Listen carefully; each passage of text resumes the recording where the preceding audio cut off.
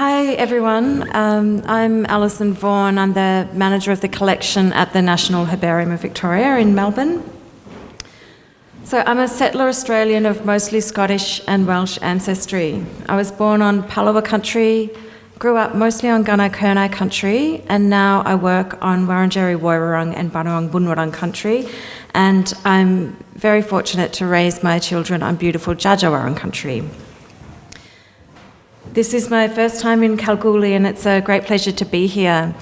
I'd like to acknowledge the traditional owners of this land and pay my respects to elders past and present and to all Aboriginal and Torres Strait Islander people here today. I honour the strength and resilience of your peoples and your culture, and I acknowledge that sovereignty was never ceded. Today I'm going to be talking about a plant collection that is cared for within a Western botanical science framework. And before I talk about it, I want to acknowledge that First Peoples science and the rich ways in which peoples of this continent have known, understood, and cared for plants, algae, and fungi for millennia. So as I said earlier, I work at the National Herbarium of Victoria, which is part of Royal Botanic Gardens Victoria in Melbourne. The Royal Botanic Gardens comprises two sites. There's the Melbourne Gardens on Wurundjeri Woiwurrung country in the middle of the city. That's very much a garden based on European garden design, although over half the plants in that garden are native. And then there's Cranbourne Gardens on Bunurong Bunurong country in the southeast of Melbourne, which comprises extensive remnant bushland as well as a large ornamental garden that exclusively showcases Australian native plants. The Gardens has an active and strengthening relationship with the traditional owners of its two sites, and we're actually the first organisation to have entered into a memorandum of understanding with the Wurundjeri Woiwurrung Cultural Heritage Aboriginal Corporation. Our relationship with the Wurundjeri and Bunurong traditional owners is an important part of reckoning with the colonial origins and the nature of the gardens and the herbarium. What that partnership looks like in practice is cultural guidance and input onto on-country education and public programs, ensuring that we have Wurundjeri presence in all major events at the Gardens, making sure that Gardens conservation work aligns with the Wurundjeri vision and priorities for caring for and healing country, embracing opportunities for two-way knowledge sharing in the areas of biodiversity conservation, plant science, horticulture, landscape design and storytelling, and providing stronger opportunities for Wurundjeri people to connect with the country that Melbourne Gardens is situated on. Just last year, we shared a really significant moment when Wurundjeri elders planted a warren or manna gum at Melbourne Gardens during NAIDOC Week. The Gardens has a long history of ceremonial tree plantings by dignitaries of other countries, so it was really symbolic to have Wurundjeri elders planting one of their most culturally significant trees on country within the Gardens. And this is Auntie Alice Kalasa there digging with a digging stick.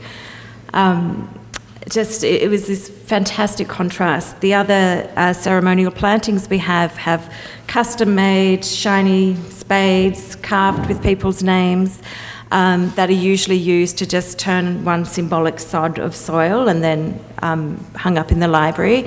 The elders here all took it in turns, down on their hands and knees, using digging sticks to break the earth and scooping the soil out with their hands, and it was just such a beautiful contrast to those other plantings. So another key commitment that the Gardens has made in reckoning with its colonial history is to manage the Indigenous cultural knowledge in the State Botanical Collection in line with principles of Indigenous data sovereignty and Indigenous cultural and intellectual property rights. And so it's this work that I'd like to share with you and which I very much welcome your feedback on. So my main role at the Gardens is to help care for the herbarium collection, which is an extensive collection of preserved plants, algae and fungi. The specimens are both a scientific research collection and a cultural collection with a rich history. And I'm going to share with you some of the ways in which First Peoples knowledge is represented in the collection, particularly in terms of Aboriginal plant names and notes on plant usage that accompany some of those specimens. To start with, though, I'll give you an overview of the herbarium itself, because they're not the most prominent of sort of public institutions. So a herbarium is a collection of preserved plants and often fungi and algae as well. The majority of specimens in our herbarium are plants that have been pressed and dried and mounted onto archival card. But we also house materials stored in ethanol, woody fruits and cones stored in boxes, and extensive collections of fungi, lichens and mosses that are dried whole to preserve their three-dimensional shape. The National Herbarium of Victoria is one of about 3,300 herbaria worldwide, and despite originally being concentrated in the Northern Hemisphere, which reflects their imperialist origins, there are now herbaria in all continents and most countries. Within Australia, there are herbarium collections in all states and territories. A lot of universities have herbaria as well. And although the herbarium I work at is called the National Herbarium, and there's also a National Herbarium of New South Wales, those names reflect the competition between Sydney and Melbourne in vying for who got to be the national capital prior to Federation. But the actual National Herbarium is the Australian National Herbarium in Canberra. So the Victorian Herbarium houses over 1.5 million specimens of plants, algae and fungi collected from all over the world over 5 centuries. 2/3 of the specimens are from the continent that we now call Australia. The Australian specimens date back to the first days of colonisation, and the non-Australian specimens in the collection date back about 500 years. Over 30,000 people have been identified as contributing specimens to the collection, and they come from all walks of life, from all over the globe. And I think that diversity of collectors reflects how innately connected people are to plants and how reliant they are to plants, no matter where they're from. The Victorian Herbarium was founded in 1853 by Ferdinand von Mueller, who was the central figure in Western scientific botany in Australia in the 19th century. Mueller's ambition was to describe the flora of the whole continent within that Western scientific way of knowing. And as well as undertaking extensive collections by himself, on horseback and on foot, he engaged plant collectors from across the continent to contribute specimens to the collection.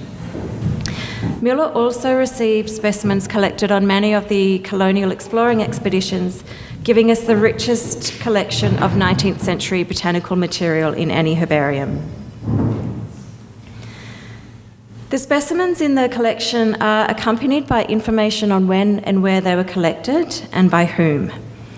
Specimens collected more recently, like this one, usually include detailed locality information, as well as information on the environment the plant was growing in, other species it was growing in association with, and a description of the plant itself, particularly parts of the plant that aren't preserved upon drying. Many of the older specimens, though, have very little collecting information with them, but we do spend a lot of time interpreting specimen labels to establish where a specimen was collected, when it was collected, and who collected it. But even when a person's name is listed as the collector on a specimen, we know that there can be hidden hands at work. So this specimen here was collected in Central Australia. It was on the 1889 Central Australian Exploring Expedition. And it's credited with being collected by the expedition's European leader, Harry Tietkens. And while Tietkens might have collected that specimen, it equally might have been given to him by someone else. Either way, we know, as did Tietkens, that the expedition party would not have been able to safely navigate the landscape, find water, or collect as many plant specimens and geological specimens as it did without the Aboriginal guide, who was given the English name Billy, without Billy's knowledge of plants, place, culture, and language. Tietkens, in his expedition journal, described Billy as indispensable to the expedition. To help us uncover these stories behind the specimens and some of those hidden hands, we have an extensive library and archive, which includes approximately 15,000 letters between Ferdinand Müller, his colleagues, and his network of collectors. We have large collections of handwriting samples, as well as books, diaries, and expedition journals. So each one of those specimens in the herbarium is a permanent record of the existence of an organism at a particular place and time. The specimen information is catalogued in a collection management system, and the latitude and longitude data is carefully calculated for the collecting localities so that we can map species distributions. Once we have databased that information, it's made freely available online via the Australasian Virtual Herbarium and the Atlas of Living Australia, so that anyone with a computer or a smartphone and a reliable internet connection can access information on the plants, algae and fungi that have been collected in the area they live. And together, all of those specimens make up a powerful picture of past and present biodiversity and provide us with information that is used in conservation and research and planning. And I'll share just a couple of examples because I think it's useful to know how the specimens, how the collection is applied. So because the specimens contain information on when and where they were collected, they can be used to see how the distribution of plants changes over time. So each dot on these maps represents a herbarium's record of Arctotheca calendula, or capeweed, and it shows its spread in the landscape from before 1850 through to 2020. So with this data here, we can do some environmental modelling, we can map the spread of capeweed across different environmental factors such as rainfall, humidity or geology, and we can predict where it might spread next.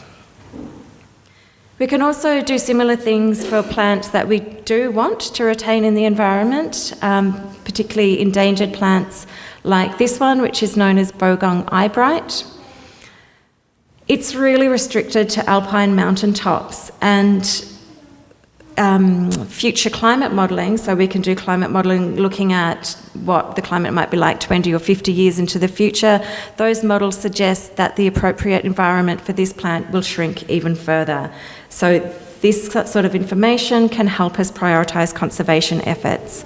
It gets really useful too when you start to bring in all the animals or insects and things that rely on these plants as well. Herbarium specimens also underpin the naming of plants within the Western scientific knowledge system. So each time a species is described and its scientific name is published, that name is linked to a herbarium specimen that's held in a herbarium somewhere in the world. So it becomes that permanent reference point for the name. But those plants being collected, renamed and described in the Western scientific way, of course, already had names. They were intimately known and understood and had been cared for by First Peoples. So this plant here, for example, was described and named Microceras walteri by a French botanist, Jean-Michel Gandoger, in 1918, but it has been known as Murnong by the peoples of the Kulin Nation for tens of thousands of years. The prevailing colonial mindset, while refusing to acknowledge First Peoples societies and knowledge, botanical science, as part of that botanical science and this introduction of a new way of knowing and naming, is complicit in acts of colonial imposition and injustice. But there isn't a single experience of contact history, and the different relationships between First Peoples and colonists are manifested in the herbarium collection. Not all settlers and colonial scientists ignored First Peoples plant knowledge, and some recorded Aboriginal plant names or information about plant usage when collecting herbarium specimens. The Australian specimens in the National Herbarium collection have been slowly and steadily databased over the last 35 years, with about 100 different people contributing to that work. We've now got about 95% of that material catalogued, and so this means we've been able to audit the collection to identify which specimens do have Indigenous cultural knowledge on the labels. To date, cultural knowledge has been identified on approximately 500 specimens from across the continent, and those are specimens that have been sent to the herbarium by almost 90 individual collectors. These records include about 300 specimens that record plant usage. And while I don't think this will be unexpected to you, I do want to note that the language used to refer to Aboriginal people in many of these notes isn't language that we would consider acceptable or used today. But I'll just show you a few examples of those. So we have notes that describe how plants are used for food, medicine and tool making. So seeds used by the natives for food. Natives make spears from the wood, used as a tonic, bark furnishing a strong, durable fire used for making nets. And so there are, like I said, about 300 examples of these. Those overall 500 records also include about 300 specimens that with words in Aboriginal languages that we assume are mostly plant names. And they're shown in dark yellow. There is some overlap, so we've got about 300 of each, but 500 in total. So about 100 of those specimens have both plant names and usage. And here are some examples of plant names from different parts of the continent. So I haven't mapped where those are, but we can look at that in more detail together if you like. For some areas of the continent that we have Indigenous cultural knowledge related to specimens, there are only 1 or 2 specimens with language, those language annotations. However, there are some localities where there are dozens to more than 100 words from a given language or languages. Very few of the annotations give the name of the relevant Aboriginal or Torres Strait Islander language group, but we think at least 25 language groups are represented based on the Tyndale map. One person who did tend to write down the language group was Ludwig Leichhardt, and we do have all his surviving collections in Melbourne. So this map here has the same dots, same locations as the earlier map, but it's been given a density grid. So it's on a scale from green, having the fewest records at that locality, to red, having the most. So we can take a closer look at a few of those hot spots to better understand how those specimens with the cultural knowledge came to the collection. So this cluster of records here in Western New South Wales are from Wannaminta Station. As part of his mission to learn about the flora of the whole continent, Mueller published a circular in newspapers around the country, inviting those who may feel interested to contribute plant specimens to the herbarium. He published this in at least 9 newspapers between 1876 and 1880, and it led to an influx of hundreds of people from around the continent contributing specimens. And among them was Mary Kennedy. She was the wife of Robert Henry Kennedy, who owned Wannaminta Station. And over a period of about 15 years, Mary sent about 500 plant specimens to Mueller, and about 100 of those have been identified as having these scraps of paper on them in Kennedy's own handwriting with Aboriginal language names and occasional notes on plant usage. So we've shared this list of words from Wannaminta with Dr. Peter Austin, and I think Peter's indicated they're probably Malianyapa language. And we understand that it's a very significant addition to the current list of Malianyapa words. Just looking at Peter for confirmation here. Another significant set of collections with annotations in an Aboriginal language comes from Kurrawalinghi Station, which is up on the border of Queensland and New South Wales. And these were collected by James Dalton, a settler from Ireland who worked as an agent for a number of newspapers. We don't know how Dalton came to be connected to Mueller, but he sent plants to the herbarium between 1867 and 1869. We've got 127 specimens in the herbarium that we've identified as being sent by Dalton, and about 1/3 of those have words on them which I think are in Yuwalari language. I'm looking at Peter for confirmation again there. But the collecting numbers on Dalton specimens go as high as 600. So collectors, at least if they're being helpful, will number each of their specimens that they collect consecutively. So collecting numbers that go up to 600 suggests that there are a lot more than 127 specimens collected by Dalton out there, and potentially more Aboriginal words associated with those. So herbaria have a long history of exchanging specimens between them, so there could very well be Dalton specimens at other herbaria throughout the world. And now the darkest red spot here represents specimens collected around Mount Lyndhurst Sheep Station.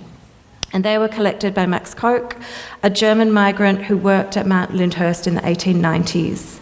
He was a really prolific collector. He moved to Western Australia later and kept collecting there. And about 80 of his specimens have Aboriginal plant names or usage notes on the labels.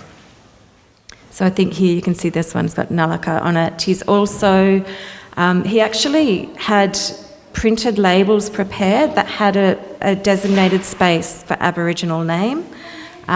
He also had economic uses, so you can see he was both sort of interested. I think he was very much in that colonial mindset of figuring out, well, what are these plants useful for? Are they good fodder? Can we feed them to the animals? But at the same time recognising the value of Aboriginal knowledge in that area. And although there are only a few of them, these specimens were collected closest to where we are here right now. So we've got 2 specimens here collected near Fraser Range on the Elder exploring expedition in the early 1890s.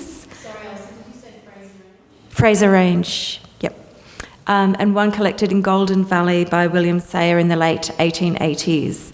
And so the handwriting's so pale here I can't read those words out, but I've got all of this information with me if people want to look more closely at it with me. So having given you an idea of this sort of information we've got, I'd now like to talk about how this cultural knowledge is cared for. So at Royal Botanic Gardens Victoria, we recognise the cultural authority of First Peoples to manage their own knowledge. While we capture cultural knowledge and language names in our collection management system, we currently don't publish this information alongside the other specimen data, in line with principles of Indigenous data sovereignty and cultural and intellectual property rights. So those decisions reflect the principles of the herbarium in recognising that cultural authority and decision-making rest elsewhere. It's not our decision to make. However, we also recognise that there is an urgency to this work, and we want to ensure that we're striking the right balance between the duty of care to respect cultural authority and the duty of care to ensure that this appropriated cultural knowledge is accessible by its rightful owners. So that's something I'm really keen to discuss with people over the next few days. How do we get that balance right? So our next steps in caring for this knowledge is very much about making it available to the right people. So we aim to make connections with the relevant Aboriginal communities, to inform them of the presence of their cultural knowledge in our collection, and to seek advice on how to manage this information in culturally appropriate ways. But there are some big challenges there. The biggest one is knowing who to contact. So the Tyndale map, and we understand it's got its shortcomings, but it's also almost the best thing we've got at the moment, although I'm very keen to talk to Ben more about how we can do some of that mapping. We want to reach out to people, but we also want to be sensitive to where there is contention around the boundaries of country. Resourcing is a big issue. The specimens with cultural knowledge in our collection come from many different First Peoples communities. While we're committed to establishing trusting, respectful and reciprocal relationships with the traditional owners of the knowledge that is held in our collection, we operate with limited resources, so we do need to seek support and funding for this work. We also want to look at the possibility of partnership, so whether we're partnering directly with traditional owners to manage and make available this knowledge, or whether we're working with linguists or other researchers who already have established relationships with relevant communities and can be the sort of intermediaries. So again, I'd like to reiterate that we welcome your input on what these next steps could be. In finishing up, I'd like to share this quote from Zena Compston, who writes that the power relationships between Indigenous peoples and collectors were grossly inequitable, but these records are still very valuable. And Zena writes that the reinvigoration of knowledge and practices is highly effective when we draw from a number of sources, so including those accounts of the invaders. I think one of the things that has the potential to make the cultural knowledge in the herbarium collection particularly valuable for language revitalisation is that the plant names and the notes on plant usage are accompanied by the plants they belong to. They're not just a name in a list, in a book, they've got the plants there with them. So I'm going to finish there. I've got my phone number, my email address, but I am here for the next few days too, and I'm really keen to talk to people, really keen to share ideas on what we can do next, and to come up with, I'm hoping to go away with a list of people to get in contact with. So thank you, and I would love to hear your ideas. Thanks.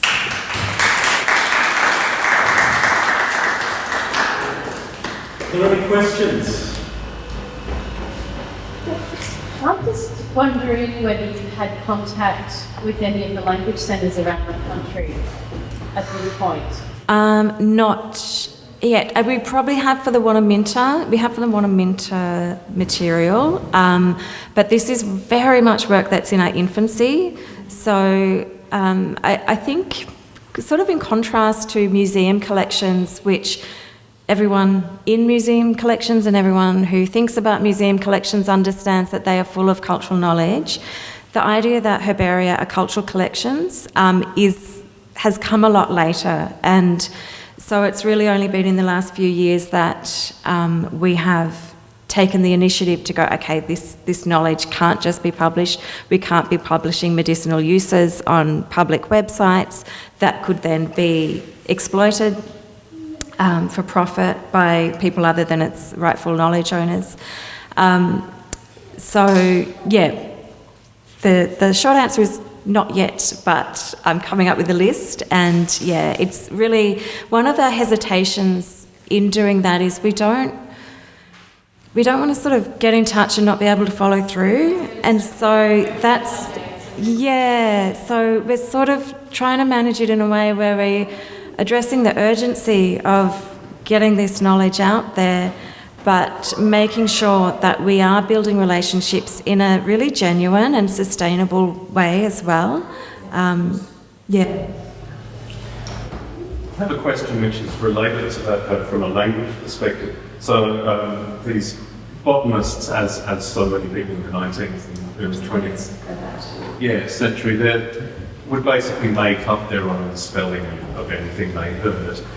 Is there scope or a plan in place already, looking at the spelling system that's been developed, we call it an orthography, of any language and converting it into that? No, there's scope for that. We're not scope for us to do that because we're not linguists, but there's plenty of scope for that. That would be a partnership with language centres or representatives from country. Yeah, that would be great. And I know we have challenges with that just in place names, and we're trying to map place names, and particularly Leichhardt, who's hearing sort of Aboriginal place names, understanding them with a Germanic ear, and then trying to write them down in English. And there's an art form to interpreting what someone did 150 years ago. And then, comparing that to how a modern speaker would write that same thing. So, that would be a fantastic part of the project. We need some students to work on these activities.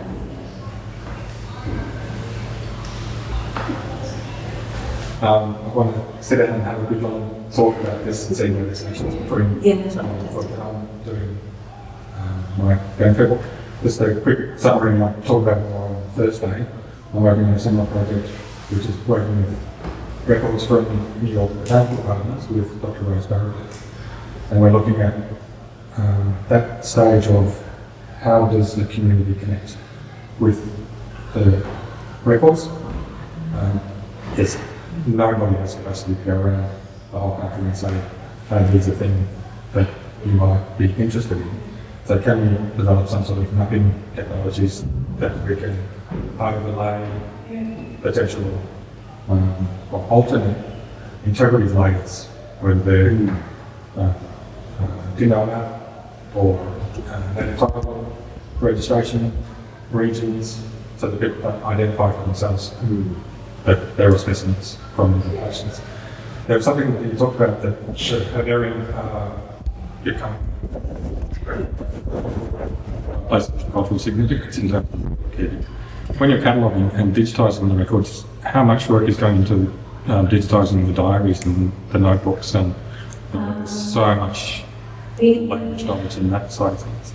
So a lot of our library collection has been contributed to the Biodiversity Heritage Library. Do you know that? So the Biodiversity Heritage Library is an absolutely incredible resource. So it's sort of like Trove, but for biodiversity literature. It goes back centuries. It's all scanned, freely available online at the moment, but it was housed at the Smithsonian, but the US politics has put its future in a little bit of peril. But it has, so taxonomic literature dating back centuries, and increasingly journals and expedition diaries as well. So, for example, Tietken's diaries on Biodiversity Heritage Library.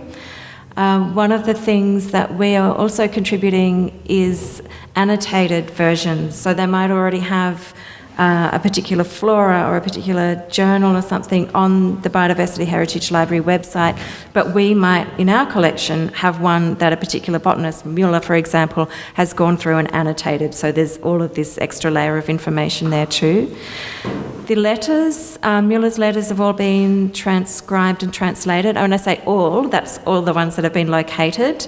Those 15,000 are estimated to be about only 10% of his overall correspondence. So they've been translated and transcribed and are available online. I'm very keen for us to map those though, because then you can only search by letters. I think it would be really valuable for us to be able to map those so people can go and look and see, well, what letters in this collection of correspondence are related to the area I live or I'm interested in, and find them that way. So, we are doing that, but it's a bit of a shift. I'm very passionate about this work, and I see it as fundamentally important, fascinating. But I fundamentally feel like we've got a moral obligation to do this. Just within the sort of world of botany more broadly, it's people are a bit slower coming on board with this. They tend to perhaps think of the collection as primarily that scientific collection, or think of science as something that isn't cultural and political. Yeah. Do you foresee any collaborations with other herbariums around the country? Yeah, absolutely. So one of the things that herbaria do, and the reason, I'll just go back to this slide. I can't recall actually whether this is only specimens from our herbarium or if this is all the stuff on the AVH from Australia, but we'll assume it's the latter for the purposes of what I'm about to say. So when herbaria catalogue their collections, they do it within the structure of some global biodiversity information standards. So it's like library cataloguing and different standards used for things, so that everyone uses the same terminology to capture the same information. And so then when you merge it together in these big data aggregators, it all sort of lines up and can be searched. So where was I going with that? So in terms of this work, we would need, I think, to be really collaborative about this, not only within Australia but worldwide. We need to have standards that not only prescribe how we can capture this information, but also how we share it or don't share it, or how we record the cultural authority, the cultural permissions that have or haven't been granted for us to share it. But that is something that the biodiversity informatics community around the world is good at, coming up with standards. So that's an important piece of work that we need to do. But also just, I think, given that our herbarium has the biggest set of 19th century specimens from Australia, we're in a good position to kind of document it, figure out, okay, who the collectors are, and then reach out to the other herbaria and say, if you've got specimens from this person, you've likely got Indigenous cultural knowledge on your label that you have to look after appropriately. That will be easier within Australia than specimens in the rest of the world, because herbaria tend to catalogue the specimens from their own country first. So Australian specimens in Northern Hemisphere institutions tend to be like in the we'll do it one day sort of department. So there will be language in there that is likely not being accessible, known about.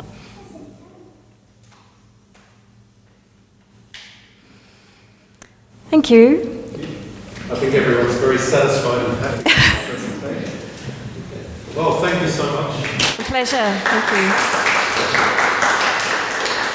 Thanks so much. It's been a real privilege to come and share this with you, and I look forward to listening and learning for the rest of the conference. Thank you.